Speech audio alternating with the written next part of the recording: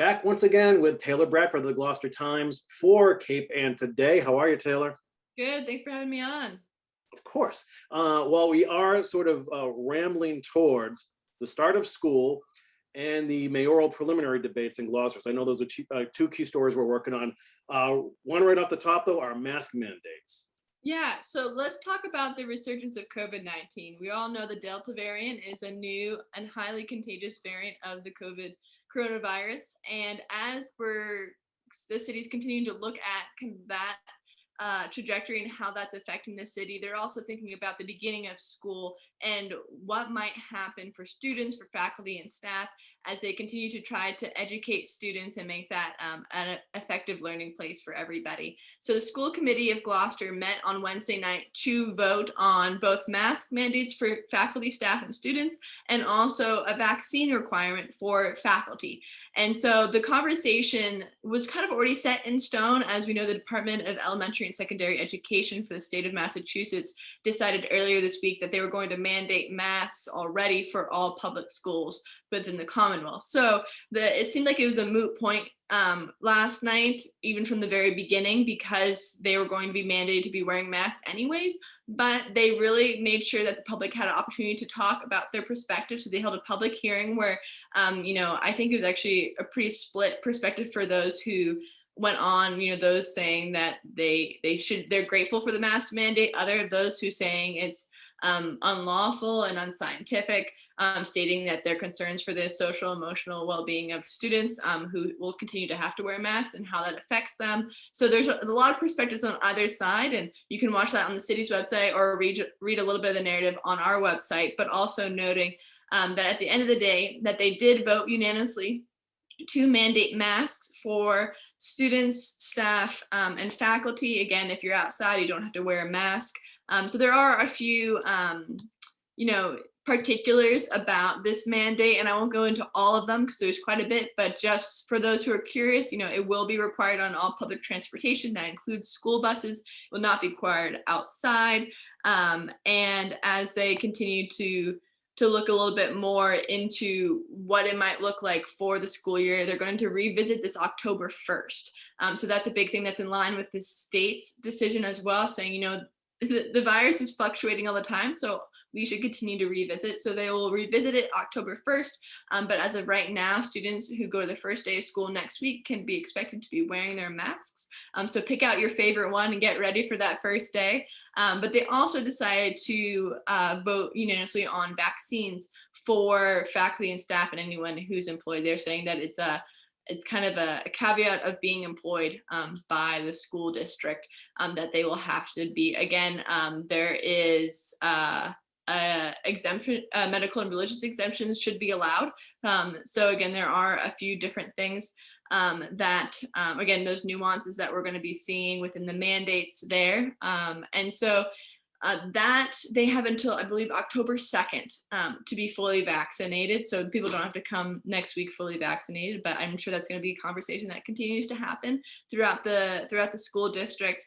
And one thing I did want to note is that Cynthia Carney, who's the Gloucester Teachers Association president, came on to kind of note what she was polling from her members to kind of hear from the faculty and staff across the district what their perspectives are. And she stated, I quote, opinions vary very widely. And with that, she said that in a poll that they gave out to their members, about 2/3 answered back, and overwhelmingly people were in favor of the mandatory masks for teachers and students and vaccines for teachers and staff with that medical and religious exemption kind of as that caveat. So noting that for those who did participate in that survey, they were in favor of both of the things that the school committee voted on, and we're going to continue to follow this as, again, everything is changing constantly. I know that Mayor Safathia Romeo-Taken did note last night that they're looking into mandating masks also for city buildings. Again, that's a conversation that they're going to have. And so they're looking into that. And I'm sure we're going to be hearing more about how the city will be responding to COVID-19 when it comes to mitigating the spread later this week.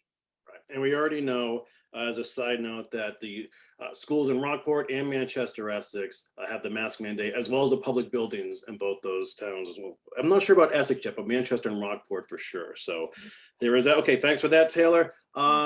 we're losing another restaurant and bar, Captain Carlos, one of my favorites. Oh, I know. And the anchor of Gloucester's waterfront is now, ending after 30 plus years, way more than 30 years in terms of the family's involvement. But yeah, Captain Carlos at 27 Harbor Loop will be serving up his last fish and chips on Saturday, September 4th, as the owner, Rosemary Cranston, plans to spend more time with her grandkids. And I got to meet one of her grandkids, Cameron, the other day, and they're just so wonderful. And as I could see from, people after we published the article and also seeing her post on Facebook announcing the news, just people, saying, we understand, we get it. You've been working in this industry your whole life and it's time to relax. And it's, I think, an interesting response because a lot of other times we've heard of restaurants closing, a lot of people are, mourning the loss. And I know that people will be really saddened to see this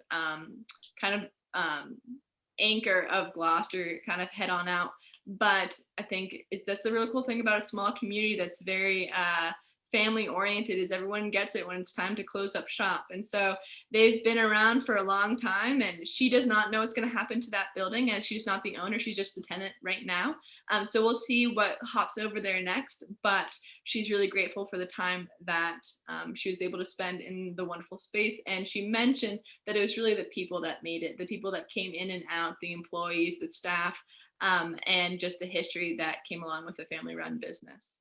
Yeah, and cheers to Rosemary and Carla and the whole gang over there. Awesome stuff. I put in a lot of hours at Captain Carlos over the years, especially before I moved out to California, and loved that place. Most of the Whoopi Goldberg rumors are true. She actually was there and did work there as a bartender for a couple summers. She was actually there, which was great. So yeah, I'm going to miss that place, but super happy for Rosemary to move on. That was in the works for a while. So congrats to everyone there, and good luck moving forward. Okay, lastly, we're just moments away, Taylor, from the first mayoral preliminary debate. I know, I'm very excited about this. It's coming up today, at 10 a.m. You can see it on 1623's Facebook page live and also on TV. And so it'll be the first, as you said, the first mayoral debate, and all 6 candidates are expected to make an appearance. So that's going to be awesome. I think it'll be interesting to see the online interest from everybody here in the city, and continue to see those conversations spark ideas and thoughts and questions. And so that will be Friday today at 10 a.m.